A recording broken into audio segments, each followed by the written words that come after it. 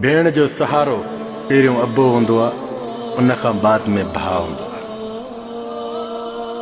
रब त सभिनीनि जो सहारो आहे। भेण जो सहारो पहिरियों अबो हूंदो आहे, उन खां बाद में भाउ हूंदो आहे। अबो त वीचारो न ॻाल्हाईंदो न न्याणी खे। ज्यादा तौर ॾिठो वञे त भाउ भेण सां विढ़ंदो आहे, भाउ भेण खे ई चंपा हणंदो आहे।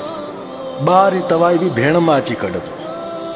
भेण ते न खणंदो कर। ख़ुदा जो कसम, अल्लाह ॾिसे थो इहे तो वटि रहनि थियूं न इहो उधारियूं। छो त हिन ग़रीबनि जो जॾहिं हितो तोखां घर खां वेंदियूं न, पोइ उन्हनि सां कहिड़ो रवैयो हलनि अॻिला, पोइ अलाए उन्हनि सां कहिड़ा अल्फाज़ ॻाल्हाइनि, पोइ अलाए उन सां कीअं हलनि।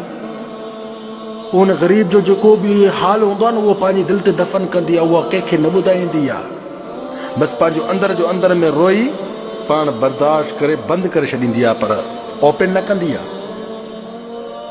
हिन जे करे चवां थो त भेण ते हथ न खणंदो कर। इहा ई भेण ते सभ खां पहिरियों ई ख़ुशी इहा ॾींदी अथई। ख़बर अथई जॾहिं तुंहिंजो रिश्तो ॾिसण वेंदा आहिनि, ख़ुदा जो कसम ग़लति ॻाल्हि नथो कयां, जॾहिं तुंहिंजो रिश्तो ॾिसण वेंदा आहिनि त उन भेण खे दिलि में इहो ई हूंदो आहे त मां भॼंदी मां पंहिंजे भाउ खे पहिरीं ख़ुशी मां ॾींदुमि।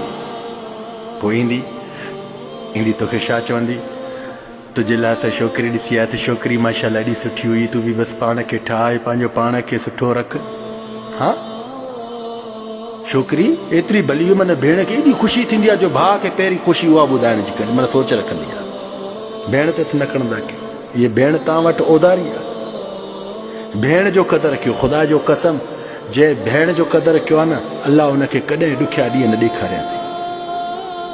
चवई तो इन ते हथ खणंदे त ठहियल कम बि ड्रई वेंदई, आयल नसीब बि मोटी वेंदई।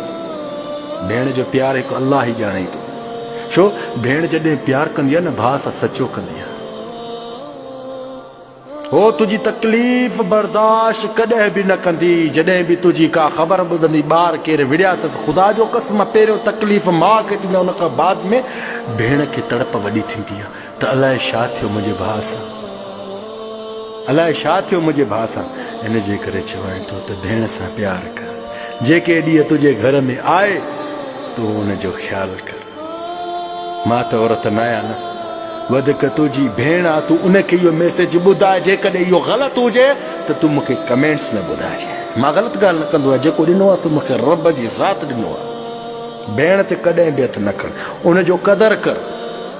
छो त उहे वीचारी पराए घर जूं महिमान आहिनि। उहे वेंदियूं उन्हनि सां उते अलाए कहिड़ा हाल थींदा। उहे अंदर जो अंदर में ॾुख पंहिंजा बर्दाश्त करे मन रोई आख़िर छा कंदियूं, चुप करे अलाह खे ॾिसंदियूं। भाउ खे तकलीफ़ में न ॾींदियूं, पीउ खे तकलीफ़ न ॾींदी, माउ खे परेशान न कंदी। जेसिताईं तुंहिंजे घर में आए उनजो क़दुरु कयो। भेण जो भाउ मां तूं। भेण खे वॾी ख़ुशी थींदी आहे जॾहिं भाउ भेण जो सहारो बणिजी ईंदो आहे। उनखे वॾी ख़ुशी थींदी आहे। उनखे एतिरी ख़ुशी थींदी आहे, अलाह उहा तोखे ज़ाहिर करे ॾेखारे न। ख़ुदा जो कसम, तूं ई मन तुंहिंजी दिलि फाटी पई उनजी ख़ुशी खे ॾिसी। भेण जी हमेशह ख़ुशी सची हूंदी अथई।